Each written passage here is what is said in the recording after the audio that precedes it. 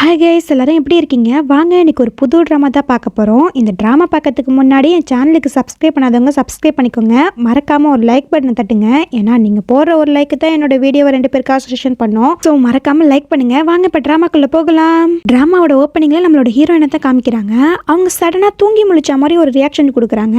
அப்போ அவங்க சுற்றி பார்க்கும்போது அங்கே ஒரு பையனோட அப்பாவும் நிற்கிறாங்க. அதை பார்த்து அவங்களும் இங்கே என்ன நடக்குதுன்னு யோசிக்கும் போது அவங்க தலைக்குள்ள சில மெமரிஸ்லாம் வருது. அதை வச்சு அவங்க புரிஞ்சுக்கிறாங்க இங்க நிக்கிறது நம்மளோட ஹஸ்பண்ட் அண்ட் புள்ளன்னு சொல்லிட்டு.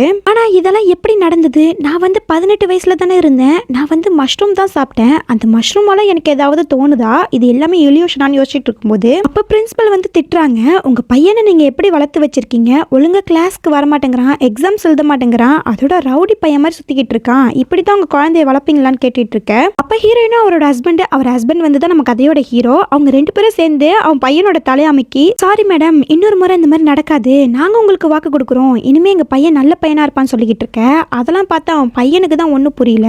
ஏன்னா இது வரைக்கும் ஹீரோயின் அவங்க பையனை கேர் பண்ணிக்கிட்டதே கிடையாது. என்ன நம்ம அம்மா புதுசா நமக்காகலாம் பேசிக்கிட்டு இருக்காங்க, எப்பவும் கண்டுக்காம தான் நிற்பாங்கன்னு சொல்லி யோசிச்சுட்டு இருக்க. அப்படியே 3 பேரும் வெளியில வந்துட்டு இருக்காங்க. அப்ப ஹீரோயின் யோசிக்கிறா, என்ன ப்ராப்ளம், எதுக்காக நான் இங்க வந்தேன்? எனக்கு கல்யாணம் ஆனது கூட எனக்கு பிரச்சனை கிடையாது. ஆனா போயும் இவனை போய் கல்யாணம் பண்ணிருக்கேன். இவன் என்னோட சின்ன வயசு எனிமி. இவனை எப்படி நான் கல்யாணம் பண்ணிருப்பேன்? அதோட என் பையனை பாரு, ரவுடித்தனமா சுத்திக்கிட்டு இருக்கான். இங்க என்ன நடக்குதுன்னு புரியலன்னு சொல்லி யோசிச்சுட்டு இருக்கும்போது அப்ப ஹீரோயினை பாக்குறாரு. அதை பார்த்து ஹீரோயினும் தலையை குனிஞ்சுக்கிறாங்க. அப்பதான் அவங்க யோசிக்கிறாங்க, நம்ம எதுக்கு தலையை குனிஞ்சு நிக்கணும்? நம்ம ஒய்ஃப், நம்ம தலை நிமிர்ந்துதான் நிக்கணும்னு சொல்லிட்டு அவங்க கெத்தா ஒரு போஸ் கொடுத்துட்டு, இங்க பாருங்க நம்ம பையன் ஏன் இப்படி இருக்கான் அப்படின்னு ஒரு கொஸ்டின் கேட்க, அதை பார்த்தா ஹீரோவும், ஏன் உனக்கு தெரியாதா அவன் ஏன் எப்படி இருக்கான்னு கேட்கும்போது அதுக்கு ஹீரோயினும், எனக்கு எப்படி தெரியும், நீங்க தானே பையனோட அப்பா, நீங்க தானே பொறுப்பா பாத்துக்கணும்னு சொல்ல. அப்ப ஹீரோ மனசுல நினைக்கிறாரு, நம்ம பையன் இப்படி இருக்கிறதுக்கு நீ தானே காரணம், நீ அவனை ஒழுங்கா கேர் பண்ணிக்கல, அதனாலதான் அவன் இப்படி சுத்திக்கிட்டு இருக்கான். ஆனா இன்னைக்கு நீ என்கிட்டயே இந்த கேள்வி கேட்கிற, உனக்கு என்னாச்சுன்னு சொல்லி அவர் யோசிச்சுட்டு இருக்க. அப்ப ஹீரோயினும், என்ன பதில் சொல்லாம நிக்கிறீங்கன்னு கேட்கும்போது அப்ப ஹீரோ கண்டுக்காம கார்ல போய் ஏறாரு.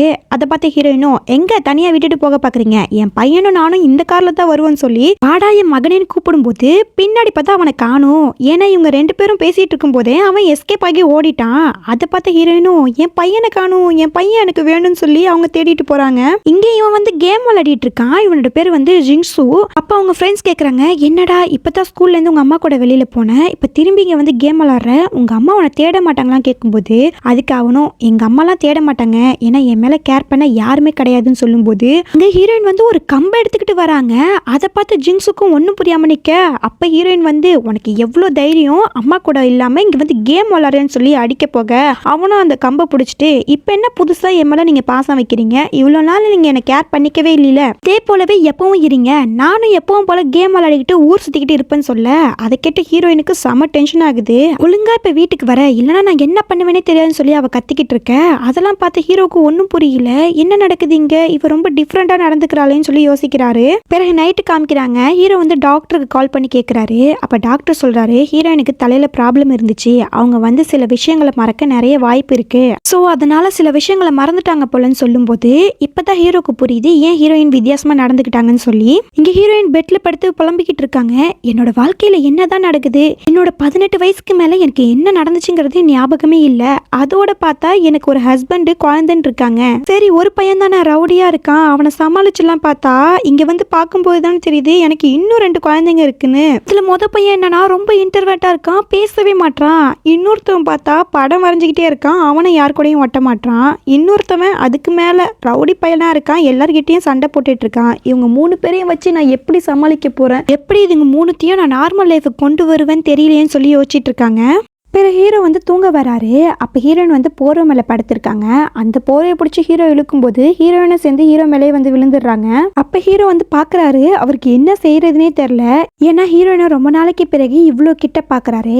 அவர் அதை பார்க்கும்போது, இந்த மாதிரி நீ என்கிட்ட இருந்தீன்னா அது உனக்கு பிடிக்கவே பிடிக்காது, என்னையும் நம்மளோட குழந்தைங்களையும் நீ அவ்வளோ வெறுக்கிற, ஆனால் அதுக்கான காரணம் தான் எனக்கு இன்னை வரைக்கும் தெரியல, சரி இனிமேலாவது நம்மளோட வாழ்க்கை நல்லா இருக்கா பார்ப்போம்னு சொல்லிட்டு ஹீரோயினை படுக்க வச்சுட்டு அவரும் படுத்து தூங்குறாரு.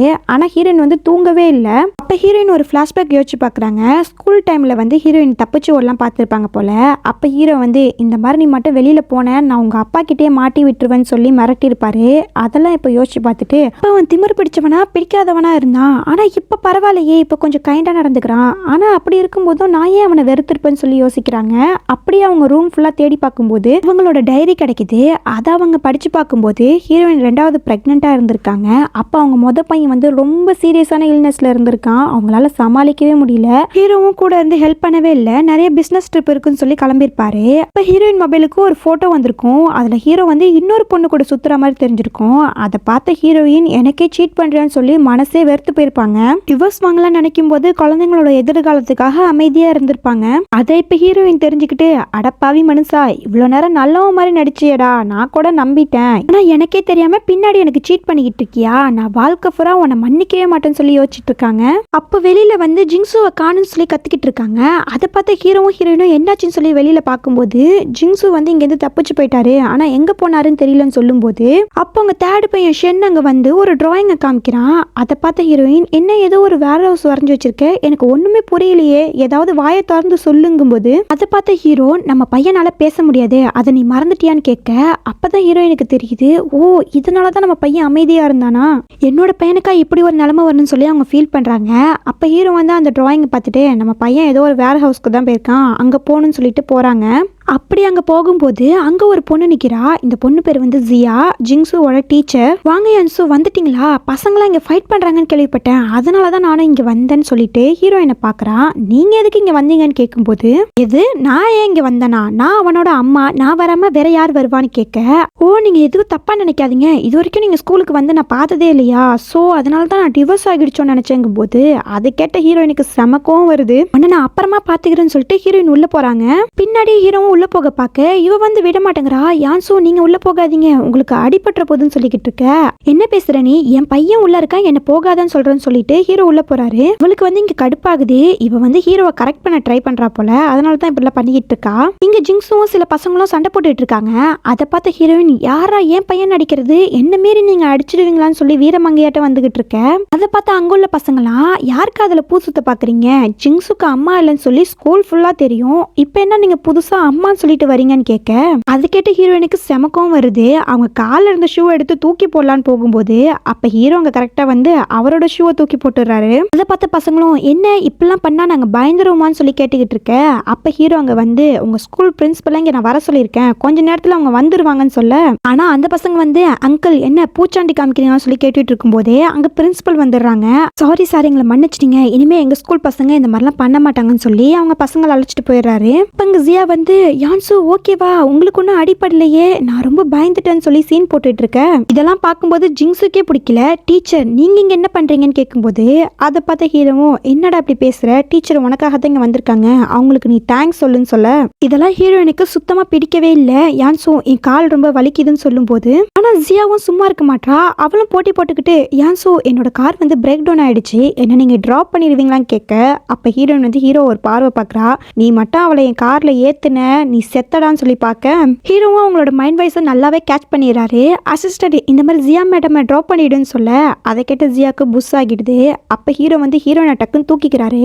அதை பார்த்த ஹீரோயினும் என்ன பண்ற அப்படின்னு கேட்கும்போது ஆமா நீ தானே கால் வலிக்குதுன்னு சொன்ன, அதனால தான் நான் தூக்கி இருக்கேங்கும் போது முதல்ல இறக்கி விடு பையன் பாக்குறான் பாருன்னு சொல்ல அதை கேட்ட ஹீரோவும் பார்த்தா என்ன என்னோட ஒய்ஃபை நான் தூக்குறேன், உனக்கு கால் வலிக்குது நான் தூக்கிருக்கேன், இதுல என்ன பிரச்சனை கேட்கும்போது அதை பார்த்து ஜியாவுக்கு வந்து வயிறு எரியுது.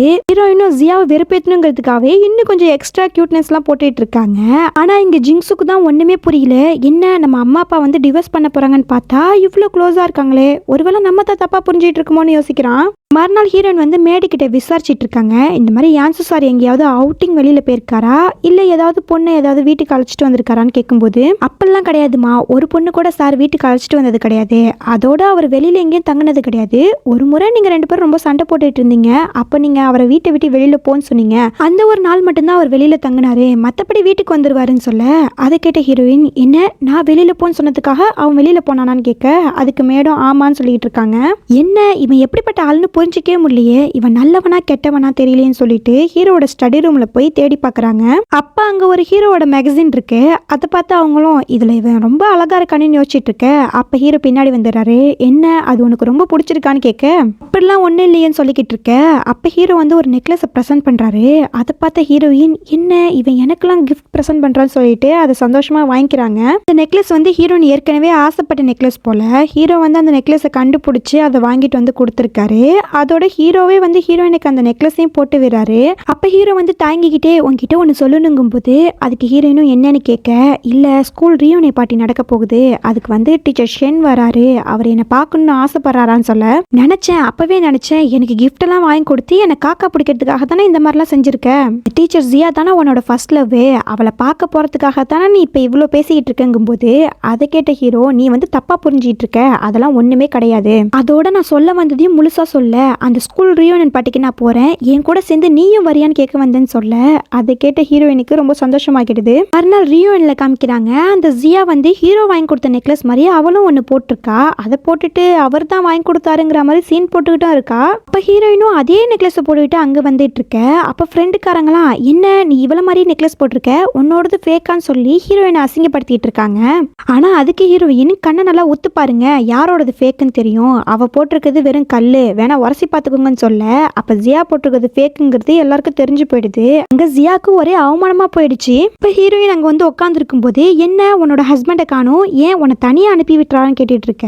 அப்ப அங்க ஹீரோ கரெக்டா ஒரு டேப்லெட் எடுத்துட்டு வராரு. இந்த இதை போட்டுக்கோன்னு சொல்லும் போது அங்க உள்ள ஃப்ரெண்ட்ஸ்லாம் என்ன அவளுக்கு உடம்பு சரியில்லையான்னு கேட்க, அதெல்லாம் ஒண்ணு கிடையாது, நான் கன்சீவ் ஆக ட்ரை பண்ணிக்கிட்டு இருக்கேன், அதுக்காக தான் அப்படின்னு சொல்லும் போது அதை கேட்டாங்களாம். ஏற்கனவே 3 குழந்தைங்க இருக்குங்க, திருப்பி 4வது ட்ரை பண்றீங்களான்னு சொல்லி கேட்டுட்டு இருக்காங்க. அப்ப அதுல ஒரு பொண்ணு, டீச்சர் இங்க உட்காந்துருக்காங்க, நீங்க மரியாதை இல்லாம பேசுறீங்கும் போது அதுக்கு டீச்சர் சொல்றாங்க, அதெல்லாம் ஒன்றும் பிரச்சனை இல்லை, எல்லாருமே அடல்ட் ஆயிட்டீங்க, எல்லாம் பேசுறது சகஜம் தானே. அப்புறம் யான்சோ நீ ஸ்கூல் டைம்ல இருந்து வெண்மலை க்ரஷ்ல இருந்த, இப்ப கல்யாணமா பண்ணிக்கிட்ட, எனக்கு ரொம்ப சந்தோஷம் சொல்ல அதை கேட்ட ஹீரோயின் என்ன இவரு என் மேல க்ரஷ்ல இருந்தாரா, அதெல்லாம் ஒன்றும் கிடையாதுன்னு சொல்லும் போது அப்ப டீச்சர் சொல்றாங்க, என்ன சொல்ற நீ, உனக்கு ஒரு நாள் ஃபீவர் வந்துச்சு, இப்ப ஸ்கூல்ல எந்த டேப்லெட்டும் இல்ல, அப்ப யான்சு தான் என்கிட்ட பர்மிஷன் வாங்கிட்டு உனக்காக டேப்லெட்லாம் வாங்கிட்டு வந்தான்னு சொல்ல அதை கேட்ட ஹீரோயினுக்கு இப்பதான் தெரியுது இந்த விஷயம்லாம். அப்படியா உண்மையாவா, உனக்கு அந்த மனசுலாம் இருக்கான்னு கேட்க அதுக்கு ஹீரோவும் எனக்கும் கொஞ்சம் நல்ல மனசுலாம் இருக்குன்னு சொல்றாரு. இதெல்லாம் கேட்குற ஜியாக்கு செம காண்டாகுது.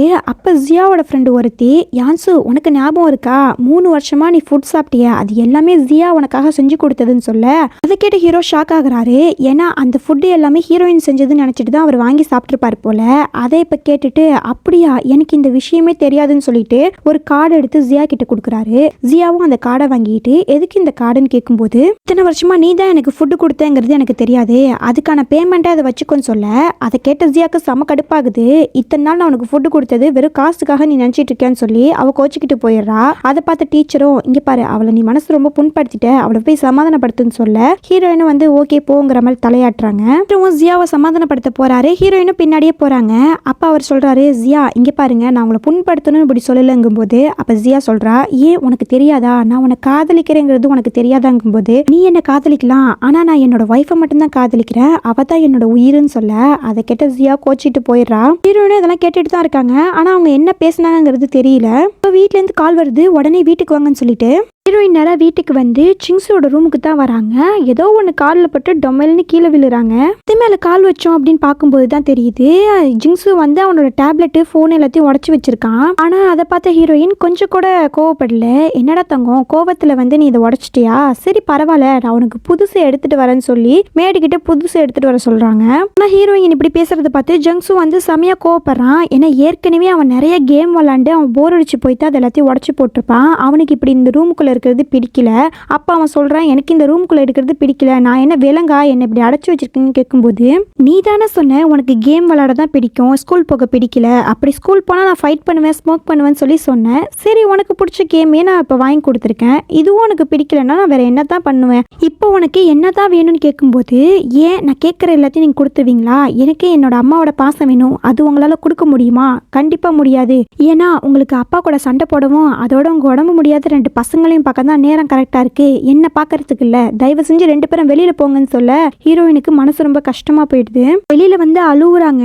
அப்ப ஹீரோ கிட்ட சொல்றாங்க, நீயாவது என்ன கண்ட்ரோல் பண்ணிருக்கலாம்ல, நான் ஒரு நல்ல அம்மாவே இல்லைன்னு சொல்லும்போது அதுக்கு ஹீரோவும் அப்படிலாம் ஒன்றும் கிடையாதுன்னு சொல்லி சமாதானப்படுத்திட்டு இருக்காரு. மறுநாள் ஹீரோயின் ஜிங்ஸுக்கு சமைக்க போறேன்னு சொல்லி கிச்சனே ஒரு வழியாக்கிட்டு இருக்காங்க. அதை பார்த்த ஹீரோவும், அம்மா தாயே நீ போய் ஓரமா உட்காரு, நான் சமைக்கிறேன்னு சொல்லும்போது, இல்ல ஜிங்ஸுக்கு ஏன் கையால நான் அழகான சாப்பாடு செஞ்சு கொடுப்பேன்னு சொல்லி ஏதோ ஒரு சாப்பாடை செய்யறாங்க. அதை வந்து டேஸ்ட் பண்ண சொல்லி வேற ஹீரோவை கட்டாயப்படுத்திட்டு இருக்காங்க. ஹீரோவும் அந்த சாப்பாடை சாப்பிட்டுட்டு சூப்பரா இருக்கேன்னு சொல்ல ஹீரோயினும் அப்படியான்னு சொல்லிட்டு அவங்க வாயில வைக்கிறாங்க. அதை சாப்பிடவே முடியல, 2 பேரும் சேர்ந்து துப்பிக்கிட்டு இருக்காங்க. உனக்கு இதெல்லாம் தேவையா, சமைக்க தெரியாம இப்படி சமைச்சு பாரு, டைம் தான் வேஸ்ட்னு சொல்ல அதை கேட்ட ஹீரோயினும், என்ன நீ இப்படி சொல்ற, என் பையனுக்காக நான் சாப்பாடு செய்யணும் ஆசைப்பட்டேன், பாரு என் கையில சூடுலாம் பட்டுடுச்சுன்னு சொல்ல அதை பார்த்த ஹீரோவும் மேடு கிட்ட மருந்துலாம் கேட்டு பாசமா அவருக்கு மருந்து போட்டுட்டு இருக்காரு. சரி இப்போ என்ன, உனக்கு வந்து ஜிங்ஸுக்கு சாப்பாடு செஞ்சு கொடுக்கணும், இப்போ நான் வந்து சமைக்கிறேன், நீ ஹெல்ப் பண்ணு, நம்ம 2 பேரும் சேர்ந்து செஞ்சு ஜிங்ஸுக்கு கொடுக்கலாம்னு சொல்லும்போது அதுக்கு ஹீரோயினும் ஓகே சொல்லிட்டு சாப்பாடு செஞ்சு ஜிங்ஸுக்கு எடுத்துட்டு போறாங்க. ஆனா அவன் வந்து எனக்கு இந்த சாப்பாடுலாம் வேணான்னு சொல்ல, அப்படியா இந்த சாப்பாடு ரொம்ப டேஸ்டா இருந்துச்சு, நீ சாப்பிட்டாகடி போன்னு சொல்லிட்டு ஹீரோயின் அங்கேயே வச்சுட்டு போயிடுறாங்க. அதை பார்த்த ஜிங்ஸுக்கும் கொஞ்சம் வாய் ஊற ஆரம்பிக்குது. அந்த சாப்பாடை எடுத்து சாப்பிட ஆரம்பிக்கிறான். அதை ஹீரோவும் ஹீரோயினும் ஒளிஞ்சு நின்று பார்த்து சந்தோஷப்படுறாங்க. எப்படியோ ஜிங்ஸுவை சாப்பிட வச்சாச்சு, இதே மாதிரியே கொஞ்சம் கொஞ்சமா அவனை திருத்திடணும்னு சொல்லி ஹீரோயின் சந்தோஷமா பேசிக்கிட்டு இருக்க. அப்ப கீழே வந்து பார்த்தா அங்க ஜியா வந்து உட்காந்துருக்கா. அதை பார்த்த ஹீரோயினும் நீங்க என்ன பண்றேன்னு கேட்கும்போது, இல்ல பசங்க 2-3 நாளா ஸ்கூலுக்கு வரல, அதனாலதான் என்னாச்சுன்னு பார்க்கலான்னு வந்தங்கும்போது ஹீரோயினாலும் ஒன்னும் சொல்ல முடியல. சரி பாருன்னு சொல்லிட்டு விட்டுடுறாங்க. ஜியாவும் வந்து ஜெங்ஸுவை பார்க்க போயிடுறா.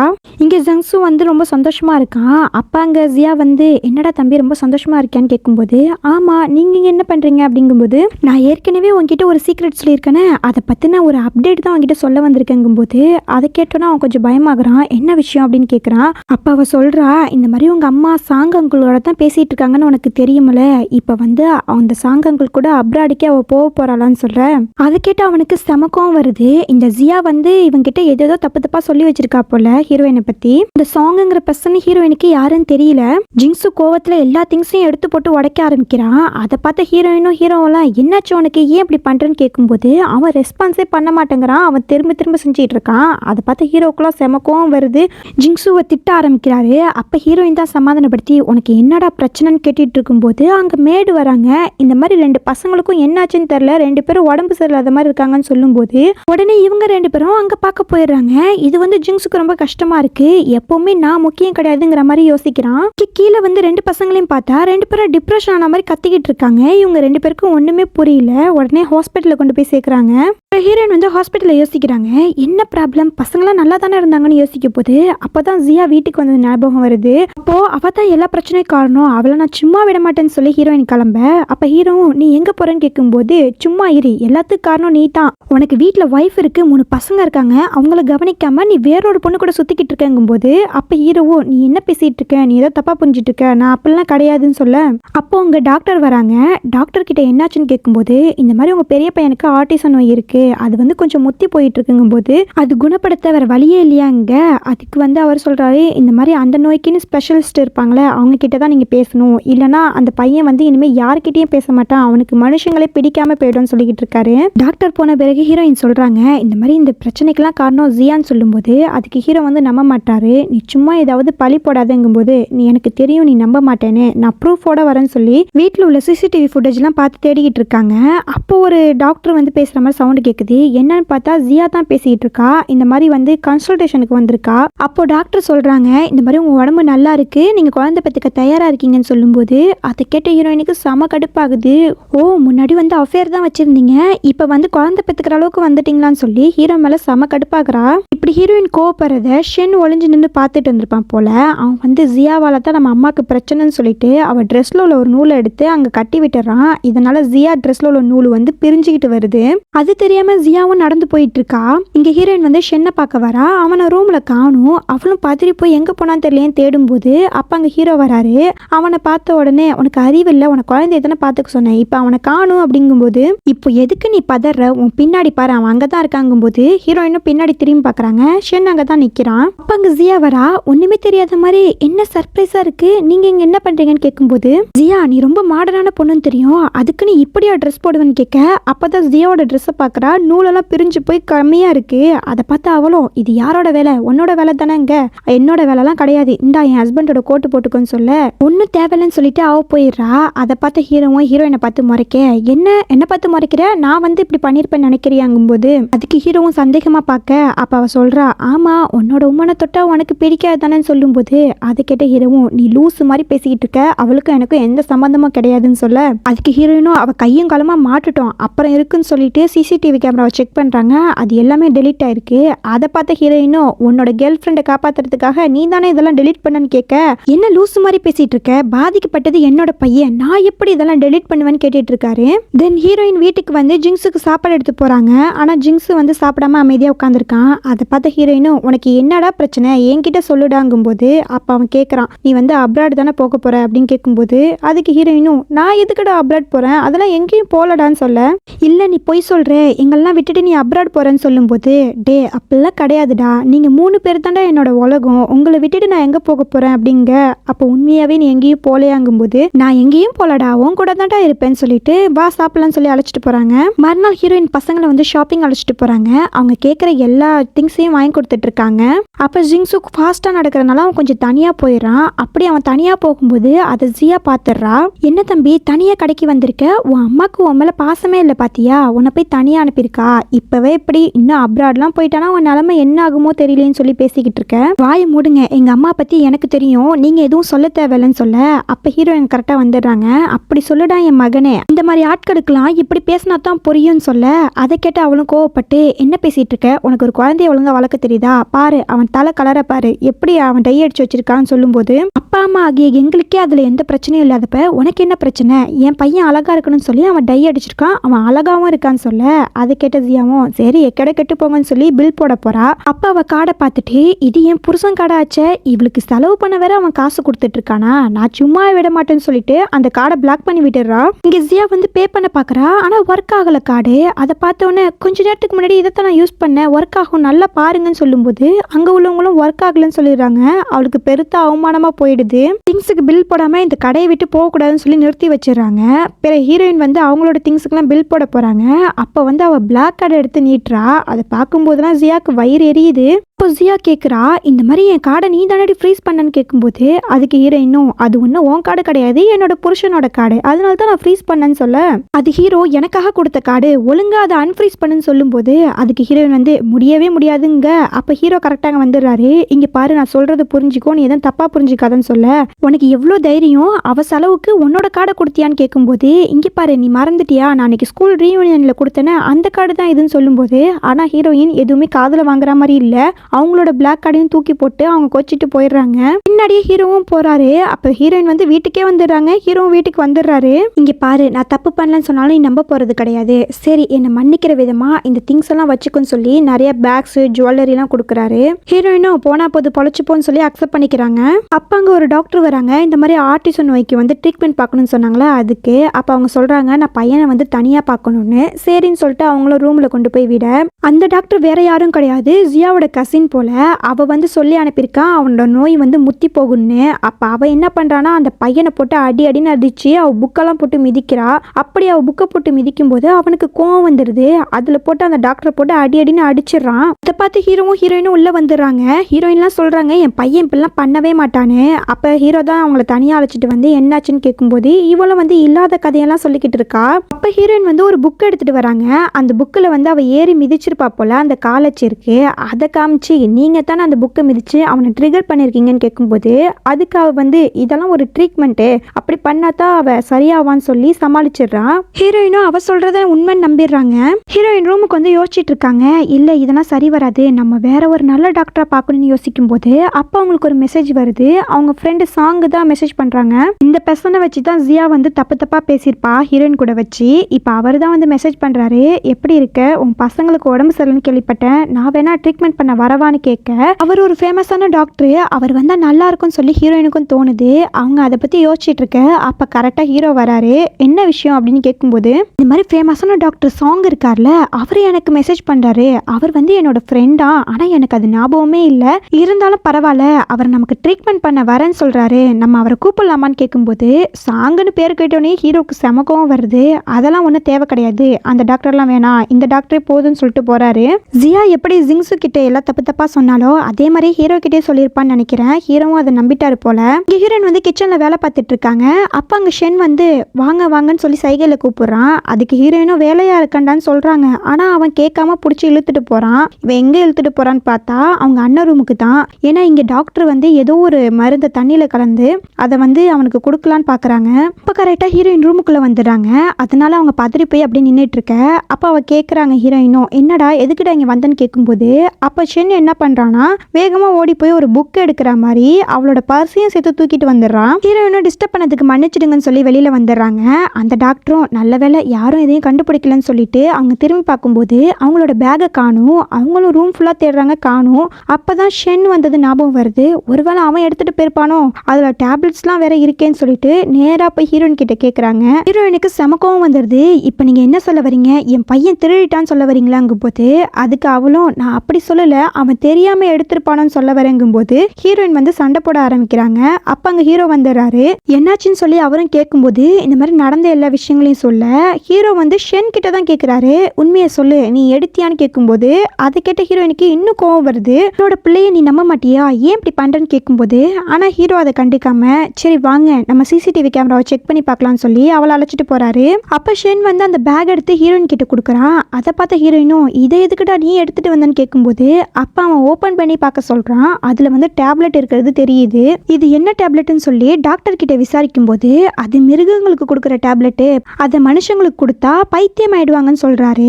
அப்பதான் ஹீரோயின் இன்னொன்னு கண்டுபிடிக்கிறாங்க, இவ வந்து ஜியாவோட கசின் சொல்லிட்டு. ஏன்னா அவ பேக்ல அவளோட போட்டோ இருக்கு. அப்ப ஹீரோயின் என்ன பண்றாங்கன்னா அவ பேக தூக்கி ரூம்லயே போட்டுட்டு அங்க ஒரு கேமரா பிக்ஸ் பண்ணி வச்சுட்டு வராங்க. ஹீரோயின் அவங்க ரூம்ல சோகமா உட்காந்துருக்காங்க. அப்ப அங்க ஹீரோ வராரு. என்னதான் உன் பிரச்சனை, ஏன் இப்படி நடந்துக்கிறேன்னு கேட்கும்போது அதுக்கு ஹீரோயின் வந்து நீ பேசாம போறியா, உன்னை பார்க்கவே எனக்கு விருப்பம் இல்லை, உன்னை எனக்கு பிடிக்கவே இல்லைன்னு சொல்ல, இங்க பாரு நான் ஷென்னோட அப்பா, நானே அவனை கஷ்டப்படுத்துன்னு நினைப்பனா, அவனை தப்பான வழியில போனா நம்ம தான் திருத்தணும், நீ அவளுக்கு சப்போர்ட் பண்ணினா அவன் இன்னும் தான் கெட்டு போவான்னு சொல்ல, உனக்கு தான் புரியவே மாட்டேங்குது, அந்த டாக்டர் தான் ஃபேக்கானவ, அதை நான் கண்டிப்பா ஒரு நாள் நிரூபிப்பேன்னு சொல்ல, அதை கேட்ட ஹீரோவும் கண்டிப்பா நான் அவனை கொண்டு போய் டாக்டர்கிட்ட காமிக்கணும்னு சொல்லும்போது அதுக்கு ஹீரோயினும் எதுக்கு என்ன போய் டாக்டர்கிட்ட காமிக்க போறேங்க, ஆமா உனக்கு தான் மூளையில நெட்டு கலந்து போய் கிடக்கு, அதை டாக்டர்கிட்ட கொடுத்துட்டா சரி பண்ணணும்னு சொல்லிட்டு அவரும் கோவமா போயிடுறாரு. பிறகு டாக்டர் வந்து ஷென் ரூம்ல தேடுறாங்க, அங்க பேக் இல்ல. அப்ப ஹீரோயின் சொல்றாங்க நீங்க உங்க ரூம்லயே மிஸ் பண்ணிருக்க வாய்ப்பு இருக்குல்லன்னு சொல்ல, அப்ப அவளும் போய் திருப்பி போய் அங்கேயே தேடுறா. ஹீரோயின் தான் ஏற்கனவே அங்க பேக் போட்டாங்களே, அதனால அந்த பேக் இருக்கு. அவளும் அந்த பேக் எடுத்துக்கிட்டு என்ன மன்னிச்சிடுங்க நான் தெரியாம பண்ணிட்டேன், ஷென் ரொம்ப சாரின்னு சொல்லி ஷென் கிட்டயும் சாரி கேக்குறாங்க. பிறகு எல்லாரும் வெளியில போன பிறகு இதுங்கெல்லாம் சரியான முட்டாளா இருக்குங்க, எது சொன்னாலும் நம்புதுங்கன்னு சொல்லிட்டு அந்த டேப்லெட் எடுத்து தண்ணியில கலக்குறா. அதை எடுத்து அவனுக்கு கொடுக்கலான்னு போகும்போது அங்க ஹீரோயின் கரெக்டா வந்துடுறாங்க. ஏன்னா அவங்க தான் கேமரா வச்சு எல்லாமே பார்த்துட்டு இருக்காங்களே. என் பையனுக்கு என்ன தடி கொடுக்க பாக்குறேன்னு சொல்லி ரெண்டு பேருக்குள்ளேயும் சண்டை வருது. அந்த தண்ணியை வந்து இவளும் புடுங்க பாக்குறா. அந்த இடத்துக்கு கரெக்டா ஹீரோ வந்துடுறாரு. இங்க என்ன நடக்குது அப்படின்னு கேட்கும்போது நம்ம பையனுக்கு இவ தண்ணியில ஏதோ கலந்து கொடுக்க பாக்குறா, நான் சொல்றது நீ நம்புவியா நம்ப மாட்டியான்னு கேட்க, அப்ப ஹீரோ ஒரு நிமிஷம் கூட யோசிக்காம நீ சொல்றதை நான் கண்டிப்பா நம்புவேன்னு சொல்றா. அப்ப நம்ம பையனை வெளியில அழைச்சிட்டு போன்னு சொல்ல ஹீரோவும் வந்து அந்த பையனை வெளியில அழைச்சிட்டு போயிடுறாரு. அப்போ ஹீரோயினும் அந்த கிளாஸை வாங்கிக்கிட்டு என் பையனுக்கு என்ன கலந்து கொடுக்க பார்த்தேன்னு கேட்க, அதுக்கு அவளும் உன்கிட்ட ஏதாவது ப்ரூஃப் இருக்கா, உன்கிட்ட ஒன்றும் கிடையாது, நான் கிளம்புறேன்னு சொல்லி கிளம்ப பார்க்க அப்போ மேடு வந்து பிடிச்சிக்கிறாங்க. நீங்கள் உண்மையை சொல்லாமல் எங்கேயுமே போக முடியாதுங்கும்போது அப்போ அந்த இடத்துக்கு ஹீரோ வந்துடுறாரு. நீ ஏதோ தப்பாக புரிஞ்சிட்டு இருக்கேன்னு நினைக்கிறேன், டாக்டர் ஏன் நம்ம பையனுக்கு ட்ரக்ஸ் கொடுக்கணும்னு சொல்லும்போது அப்போ ஹீரோயின் சொல்கிறாங்க இந்த மாதிரி டாக்டர் யார் தெரியுமா, ஜியாவோட கசின்னு சொல்லும்போது அதை கேட்ட ஹீரோக்கே ஷாக் ஆகுது. என்ன மேடம் உண்மையா அப்படின்னு கேட்கும்போது அதுக்கு அவளும் உண்மை தான், ஆனால் அதுக்காக வந்து நான் ட்ரக்ஸ் கொடுத்துருப்பேன்னு அர்த்தமா, நான் எந்த மருந்தும் கலக்கலன்னு சொல்ல, அப்ப அங்க ஷென் இவ பண்ண வேலையெல்லாம் டிராயிங்கா பண்ணி எடுத்துட்டு வரான். அதை பார்த்த ஹீரோ செம கோவப்படுறாரு. இப்ப என்ன நீ சொல்ல போறேன்னு கேட்கும்போது உடனே அவ என்ன பண்றானா அவ தலைமுடி ட்ரெஸ் எல்லாம் களைச்சு விட்டுட்டு இருக்கா. அதை பார்த்த ஹீரோ வந்து ஷென்னோட கண்ணை மூடிக்கிறாரு. அப்ப என்ன பண்ற அப்படின்னு கேட்கும்போது இங்க பாருங்க, இப்ப மட்டும் நீங்க என்ன வில்லனா, நீங்க என்கிட்ட தப்பா நடந்துக்கிட்டீங்கன்னு சொல்லி நான் போலீஸ்ல கம்ப்ளைண்ட் பண்ணிடுவேன்னு சொல்ல, அப்ப அங்க நிக்கிற மேடு வந்து என்னமா பேசிட்டு இருக்க, இத்தனை பேர் நாங்க பார்த்துட்டு இருக்கோம், நாங்க சாட்சி இல்லையான்னு கேட்கும்போது அதுக்கு அவ சொல்றா, நீங்க எல்லாருமே இங்க வேலை பார்க்குறவங்க, அதனால நீங்க சொல்றதெல்லாம் நம்ப மாட்டாங்கன்னு சொல்ல, அப்படியா போலீஸ் கொஞ்ச நேரத்துல வந்துருவாங்க, யார் சொல்றத நம்புறாங்கன்னு பாப்போம்னு சொல்லிட்டு ஹீரோயினை வெயிட் பண்ணிக்கிட்டு இருக்க. அங்க போலீஸ் வந்துடுறாங்க. வந்து டாக்டரை தான் பிடிக்கிறாங்க. அப்ப டாக்டர் வந்து என்னென்னமோ சொல்றா, யாருமே நம்பல. ஏன்னா வந்து ஹீரோயின் தான் ஏற்கனவே கேமரா வச்சுட்டாங்களே. அப்ப அவங்க சொல்றாங்க, இந்த மாதிரி இந்த ரூம்ல கேமரா இருக்கு, அதோட ஃபுட்டேஜ் இதுல இருக்கு, என்ன நடந்துச்சு நீங்களே பாத்துக்கோங்கன்னு சொல்லி கொடுக்க, அவதை கேட்டு அவளுக்கு ஷாக் ஆகிடுது. அப்புறம் அவளை போலீஸ் பிடிச்சிட்டு போயிடுறாங்க. மறுநாள் ஜியா வந்து டிராமா போட்டுட்டு இருக்கா. என்ன மன்னிச்சிடுங்க, என் கசின் அப்படி பண்ணுவா நான் நினைச்சு கூட பார்க்கலன்னு சொல்ல, இந்த முட்டாள் ஹீரோவும் அது எல்லாத்தையும் நம்பிக்கிட்டு இருக்காரு. அப்ப அங்க ஹீரோயின் வந்து நீங்க என்ன பண்றேன்னு கேட்கும்போது, இல்ல நான் மன்னிப்பு தான் கேட்க வந்தேன், அதோட வந்து செங்ஷு திருப்பியும் ரவுடிசம் பண்ண ஆரம்பிச்சிட்டான், அதான் அவனை நான் செக் பண்ணலான்னு பார்க்க வந்தங்கும்போது, இப்போ ஹீரோயின் என்ன பண்றாங்கன்னா ஜியாவோட போட்டோ எடுத்து ஸ்கூல் குரூப்ல போட்டு விட்டுறாங்க. அப்ப அதுல உள்ள பேரண்ட்ஸ் எல்லாருமே எங்க வீட்டுக்குலாம் ஜியா பார்க்கவே வரலையேன்னு சொல்லி எல்லாரும் திட்டிக்கிட்டு இருக்க, அதை பார்த்து அவளும் நம்ம வேலைக்கே வேட்டு வச்சிருவான்னு சொல்லி அவங்க கிளம்பி போயிடுறாங்க. அப்ப ஹீரோ வந்து சொல்றாரு, நீ ஏதோ தப்பா புரிஞ்சிட்டு இருக்க, ஜியா வந்து ரொம்ப நல்ல பொண்ணுன்னு சொல்ல, அதை கேட்ட ஹீரோயின் செம கடுப்பாகிறாங்க. உனக்கு புரியவே புரியாது, நீ அவளே கட்டிக்கிட்ட அழுவுன்னு சொல்ல, ஹீரோவுக்கும் அவளை எப்படி சமாதானப்படுத்துறதுனே தெரியல. அப்ப ஹீரோயின் சொல்றாங்க, இந்த மாதிரி டாக்டர் சாங்கை நான் வீட்டுக்கு அழைச்சிட்டு வர போறேன், அதுக்கு நீ பர்மிஷன் கொடுத்தே ஆகணும்னு சொல்ல, அதுக்கு ஹீரோ வந்து நோ நோ அவர் மட்டும் தேவையே கிடையாதுன்னு சொல்லும்போது, நீ என்ன பேசிட்டு இருக்க, நம்ம பையன் வந்து சரியாக வேணாமா, நீ ஏன் இப்படி பிடிவாதம் பிடிக்கிறேன்னு கேட்க, ஹீரோவுக்கும் என்ன சொல்லி புரிய வைக்கிறதுனே தெரியல.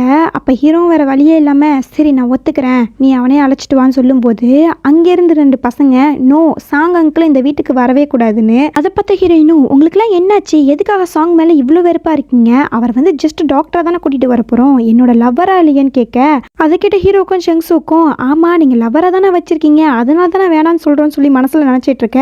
அப்ப செங்ஸு சொல்றான், நீங்க வந்து எல்லாரையும் கட்டுப்படுத்துறீங்க, உங்களோட கண்ட்ரோல்ல எல்லாரையும் வச்சுக்கிறீங்க, என்னப்பா இதெல்லாம் கேட்க மாட்டீங்களான்னு கேட்க, அதுக்கு ஹீரோயினும் அப்படியாடா என்னோட கண்ட்ரோல்ல வச்சுக்கிறேனா, இப்ப தெரியும் நான் எப்படி கண்ட்ரோல்ல வச்சிருக்கேன்னு சொல்லி ஒரு கம்பை எடுத்துக்கிட்டு அடிக்க துரத்துறாங்க.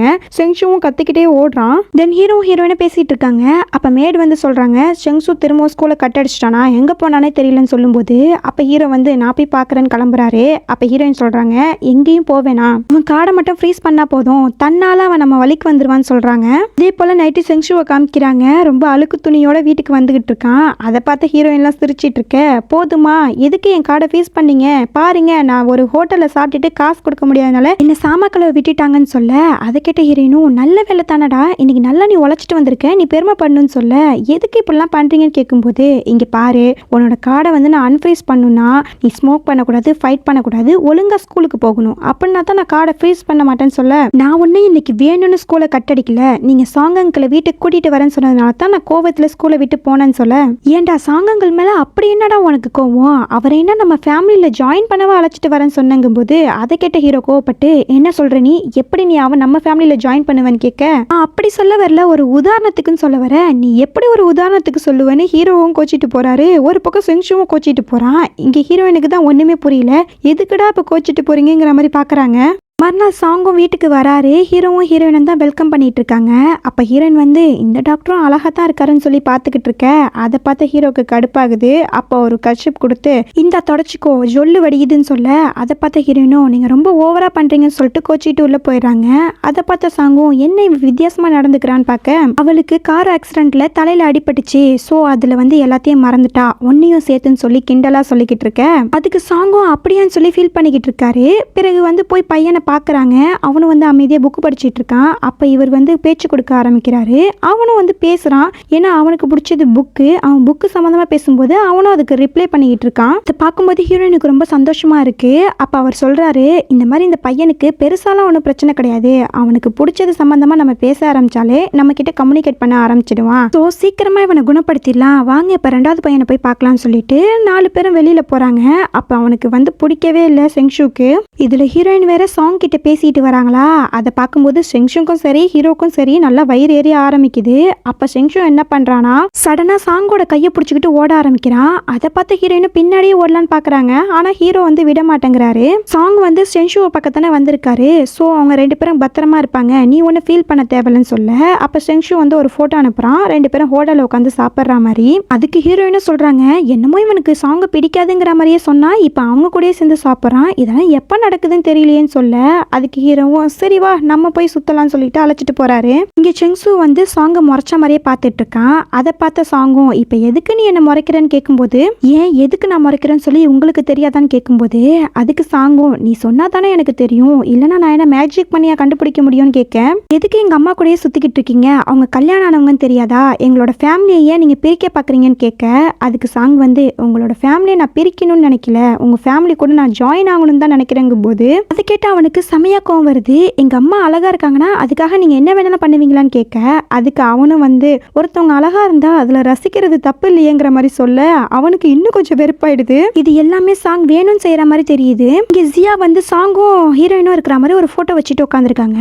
அதை பார்த்த ஃப்ரெண்டும் என்ன பண்றேன்னு கேட்கும்போது இல்ல எனக்கு தெரிஞ்ச ஒருத்தவர் அவர் ஒய்ஃப் சீட் பண்றாங்கன்னு சொல்லி போட்டோவை காமிச்சேன், ஆனா அவர் ஒரு ரியாக்டும் பண்ணலங்கும் போது ஒருவேளை அவங்க ஒய்ஃப் மேல நிறைய பாசம் வச்சிருக்காங்க போல, சோ இதை கண்டுக்காம விட்டுருப்பாங்கன்னு சொல்ல அதுக்கு ஜியா வந்து அது எப்படி விட முடியும், அவ சீட் பண்ணிருக்கா அவளுக்கு ஒரு தண்டனை கிடைக்க வேணாமாங்க. அதுக்கு அவ ஃப்ரெண்டும் அப்படி அவங்களுக்கு தண்டனை கிடைக்கும்னா இது எல்லாருக்கும் தெரிகிற மாதிரி செய்யணும், அப்பதான் அவங்க அதை நினைச்சு ஃபீல் பண்ணுவாங்கன்னு சொல்ல இதை கேட்ட ஜியாக்கு நல்ல ஐடியாவா தோணுது. மறுநாள் அசிஸ்டன்ட் வந்து ஹீரோ கிட்ட சொல்றாரு இந்த மாதிரி உங்க ஒய்ஃபோட போட்டோ ஒன்று லீக் ஆச்சு, அதை நான் எல்லாத்தையும் கட் பண்ணிட்டேன், மிச்சம் இருக்கிற ஒரு போட்டோ மட்டும் தான் உங்கள்கிட்ட கொண்டு வந்திருக்கேன்னு சொல்ல அதுக்கு ஹீரோவும் ரொம்ப தேங்க்ஸ்ன்னு சொல்லிட்டு அந்த போட்டோ பாக்குறாரு. அது வந்து சாங் கூட இருக்கிற போட்டோ தான், ஆனா அது எப்ப எடுத்தேன்னு தான் தெரியல, ஆனா அதை பார்த்து ஹீரோ ரொம்ப கோவப்படுறாரு. இங்க சென்னுக்கு வந்து ஹீரோயின் படிப்பு சொல்லி கொடுத்துட்டு இருக்காங்க. அப்ப ஸ்கூலுக்கு வாங்கன்னு சொல்லி ஒரு மெசேஜ் வருது.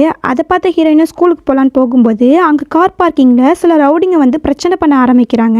ஹீரோயினும் ஹீரோக்கு கால் பண்ணி பாக்குறாரு, ஆனா இங்க ஹீரோ எடுக்கல. ஏன்னா வந்து இங்க ஜியா ஒரு ஆக்டிங் போட்டுட்டு இருக்கா எனக்கு அடிபட்டுருச்சுன்னு சொல்லி, அதனால அவர் வந்து ஜியாவை ஹாஸ்பிட்டலுக்கு அழைச்சிட்டு போறாரு. இங்க ஹீரோயின் வந்து தப்பிச்சு போக முயற்சி பண்றாங்க, ஆனா அவங்களால தப்பிக்க முடியல. அப்ப ஆப்போசிட்ல ஒரு கார்ல ஒருத்தர் வராரு, அவர்கிட்ட வந்து ஹெல்ப் கேக்குறாங்க. ஃபர்ஸ்ட் அவர் ஹெல்ப் பண்ண மாட்டேன்னு சொல்லிட்டு காருக்குள்ளே உட்காந்துருக்க மாதிரி தான் தெரியுது, ஆனா அதுக்கப்புறம் தான் தெரியுது அவர் ஏதோ ஒரு வெப்பன் தேடிட்டு இருந்திருக்காருன்னு. அதை எடுத்துக்கிட்டு வெளியில வந்து அவங்கள மிரட்டிட்டு இருக்காரு. அதே நேரத்துல அங்க சாங் வந்து போலீஸ் அழைச்சிக்கிட்டு வந்துடுறாங்க. அந்த ரவுடி பசங்களை போலீஸ்டையும் பிடிச்சி கொடுத்துட்றாங்க. அப்படியே அந்த ஹெல்ப் பண்ணவருக்கும் தேங்க்ஸ் சொல்லிட்டு எங்க உன் ஹஸ்பண்டுக்கு ஃபோன் பண்ணியா அவர் எடுக்கலையான்னு சொல்லி கேட்டுக்கிட்டு இருக்க. அப்ப ஹீரோயினுக்கு வந்து செம கோவம் வருது. அவங்களுக்கு கொஞ்சம் அடிபட்டிருக்கும், அதனால ஹாஸ்பிட்டலுக்கு போறாங்க. அங்க எழுத்தாப்புல தான் ஹீரோவும் ஜியாவும் வந்துட்டு இருக்காங்க. ஹீரோயினை பார்த்துட்டு என்னாச்சு சொல்லி பதறி போய் கேட்க, ஆனா ஹீரோயின் தான் கோவத்துல இருக்காங்களே அதனால பேசாம இருக்காங்க. அப்ப சாங் வந்து உன் பொண்டாட்டி அங்க உயிர் போற நிலைமையில இருக்கா, உனக்கு கால் பண்ணா நீ எடுக்க மாட்டியான்னு கேட்க அப்பதான் ஹீரோ வந்து போனை பாக்குறாரு. இல்ல எனக்கு கால் வந்ததே தெரியலங்கும் போது அப்ப ஹீரோயினும் கோவத்துல கிளம்பி போறாங்க. ஹீரோவும் பின்னாடி போக பாக்குறாரு. எப்பவும் போல ஜியா தடுக்கிறா. அப்ப ஹீரோவும் உன் உடம்ப நீ பாத்துக்கோன்னு சொல்லிட்டு ஹீரோயினை பின்னாடி போறாரு. வீட்டுக்கு வந்து ஹீரோயின் கோவமா உட்காந்துருக்காங்க. அப்ப ஹீரோ சில பேப்பர்ஸ்லாம் எடுத்துட்டு வந்து சைன் போடுன்னு சொல்லும்போது அதை பார்த்த ஹீரோயின் என்ன இப்ப டைரக்டா என்கிட்ட டிவோர்ஸ் கேட்க ஆரம்பிச்சிட்டியான்னு கேட்க அதை கேட்ட ஹீரோவும் இங்க பாரு நீ என் மேல ரொம்ப கோவமா இருக்க, நான் என்ன சொன்னாலும் நீ நம்ப போறது கிடையாது, எனக்கு இதை தவிர வேற வழியும் தெரியல, இந்தா என் கம்பெனியோட 80% ஷேரை நான் உன் பேர்ல எழுதி வைக்கிறேன், நாளைக்கு நான் உன்னை ஏமாத்திட்டு போனா கூட இந்த ஷேர்ஸ் வந்து உன்னை காப்பாத்தும், சோ இதை நீ வாங்கிக்கோன்னு சொல்லும்போது அதை கேட்ட ஹீரோயினும் என்ன வேணான்னு சொல்லுவேன் நினைச்சியா, கண்டிப்பா நான் வாங்கிப்பேன்னு சொல்லி ஹீரோயினும் சைன் போட்டு கொடுக்குறாங்க. மறுநாள் ஒரு பார்ட்டியில காமிக்கிறாங்க. ஜியா வந்து வயலின் வாசிச்சிட்டு இருக்கா. அப்ப அங்க ஒரு பொண்ணு வந்து நிறைய போட்டோஸ் தூக்கி போடுறா. அதெல்லாம் என்னன்னு பார்த்தா ஜியா நிறைய பேர் கூட இருந்திருப்பா போல, அவங்களோட போட்டோஸ் தான். என்னோட புருஷனையா நீ மயக்க பாக்குறேன்னு சொல்லி அவ போட்டு அடி அடின்னு அடிச்சிட்டு இருக்கா. இதெல்லாம் ஒரு பக்கம் ஹீரோயின் பார்த்து என்ஜாய் பண்ணிட்டு இருக்காங்க. அப்ப ஹீரோ வந்து இதெல்லாம் உன்னோட வேலையான்னு கேட்க அவ என்ன ஆள் செட் பண்ணி அடிக்க பாப்பா, நான் வந்து சும்மா இருக்கணுமா, சோ அதான் நான் தண்டனை கொடுத்தேன்னு சொல்ல, ஆனா ஹீரோ ஜியா இப்பவும் நல்ல பொண்ணுன்னு தான் நினைச்சிட்டு இருக்காரு. தென் ஹீரோயினும் மேடும் ஸ்டடி ரூமை சுத்தம் பண்ணிக்கிட்டு இருக்காங்க. அப்ப மேடு வந்து தெரியாம ஒரு ஃபைல்ல தண்ணியை ஊத்தி விட்டுறாங்க. அப்ப ஹீரோயினும் பரவாயில்லன்னு சொல்லிட்டு அந்த ஃபைலை திறந்து பார்க்கும்போது அதுல சாங்கும் ஹீரோயினும் இருக்கிற போட்டோ தான் இருக்கு. அதை பார்த்து ஹீரோயின் ஷாக்கா பார்த்துட்டு இருக்க. அப்ப அங்க ஹீரோ வந்துடுறாரு. அப்ப ஹீரோயினும் உன் மனசுல நீ என்ன நினைச்சிட்டு இருக்க, என்ன தப்பா போட்டோஸ் கிரியேட் பண்ணி என்கிட்ட இருந்து டிவோர்ஸ் வாங்கலான்னு பாக்குறியான்னு கேட்கும்போது அதுக்கு ஹீரோவும் கொஞ்சம் பொறுமையாரி நான் நடந்ததெல்லாம் சொல்றேன்னு சொல்லி என்ன நடந்துச்சோ அதெல்லாம் சொல்லிக்கிட்டு இருக்காரு. அப்ப ஹீரோயினும் இந்த போட்டோக்கான விடையை வந்து சாங்கால மட்டும்தான் கொடுக்க முடியும், என்ன நடந்துச்சுன்னு அவர்கிட்ட தான் கேட்கணும்னு சொல்லி சாங் கிட்ட கேட்க ஆரம்பிக்கிறாங்க.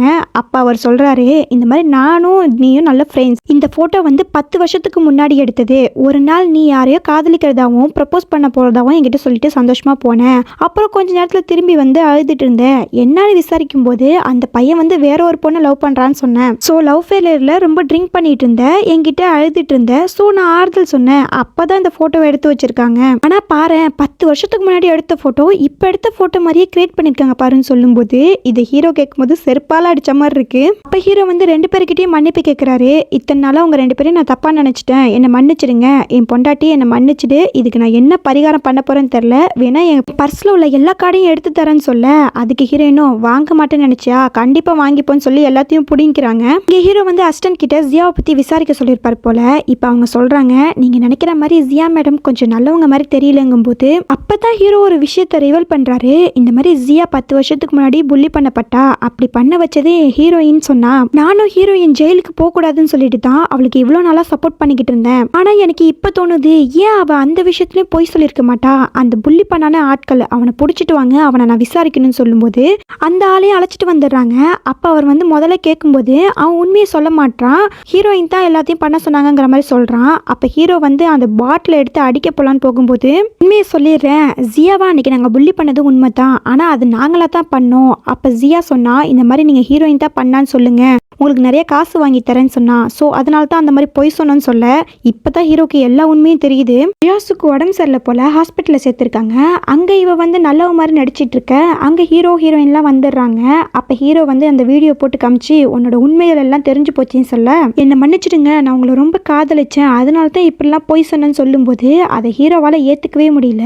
அப்பதான் ஹீரோயினுக்கும் தெரியுது, இவ்வளோ நாள் எனக்காகத்தான் அந்த பொண்ணுக்கிட்ட இவ்வளவு நல்ல விதமாக நடந்துக்கிட்டுனா கேட்க, ஆமா நீ ஜெயிலுக்கு போகிறத நான் விரும்பல, அதுக்காகத்தான் இப்படி பண்ணேன்னு சொல்லும்போது ஹீரோயினும் ஹீரோவை புரிஞ்சுக்கிறாங்க. அப்படியே வீட்டில் காமிக்கிறாங்க, எல்லா பசங்களும் குணமாயிடுறாங்க, எல்லாரும் நல்ல விதமாக பேசிக்கிட்டு இருக்க. அப்போ அங்கே சாங் வந்து, என்னடா எலியும் புனையமா அடிச்சுக்கிறவங்க இன்னைக்கு ஒன்று மண்ணா இருக்காங்களேன்னு சொல்ல, அப்போ ஹீரோவும் வந்து என்னோட ஒய்ஃபுடான்னு சொல்லி கை போட, அடடா இந்த காய்ச்சலாம் எங்களால் பார்க்க முடியாதுன்னு சொல்லி அவங்க பசங்களை அழைச்சிக்கிட்டு வெளியில் போயிடுறாங்க. இங்கே ஹீரோ வந்து ஹீரோயினுக்கு ப்ரப்போஸ் பண்ணுறாரு, வாழ்க்கை பூரா உன்னோட ஹஸ்பண்டா என்னை ஏற்றுப்பியான்னு கேட்கும்போது அதுக்கு ஹீரோயினும் ஓகே சொல்கிறாங்க. இப்படியே ஒரு ஹாப்பி எண்டிங்காக இந்த ட்ராமா முடியுது. இந்த ட்ராமா எப்படி இருந்துச்சுன்னு சொல்லி கமெண்ட்ல சொல்லுங்கள். இன்னொரு நல்ல ட்ராமாவில் வந்து உங்களை சந்திக்கிறேன். பாய்.